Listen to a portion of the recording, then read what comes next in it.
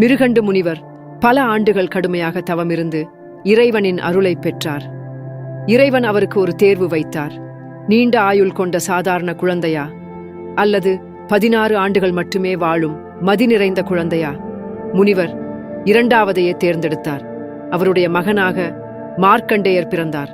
சிறுவயதிலிருந்தே சிவபக்தியில் முழுகியவர்.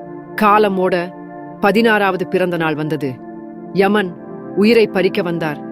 மார்க்கண்டேயர் திருக்கடவூர் கோவிலில் சிவலிங்கத்தை இறுக்கமாக பற்றி கொண்டார். யமன் பாசக்கயிறு வீசினார். அது சிவலிங்கத்தையும் முட்டியது. அப்போது சிவன் கோபத்துடன் எழுந்தார். என் பக்தனின் உயிரை எடுத்து விடுவாயா? சிவன் தனது திருக்காலால் யமனை உதைத்து பாதாளத்தில் தள்ளினார். மார்க்கண்டேயரின் பக்தியால் மகிழ்ந்த சிவன் ஒரு அரிய வரம் வழங்கினார். நீ என்றும் 16 வயதிலேயே இருப்பாய். அன்றிலிருந்து மார்க்கண்டேயர் மரணத்தை வென்று என்றும் இளமையாக வாழ்ந்தார்.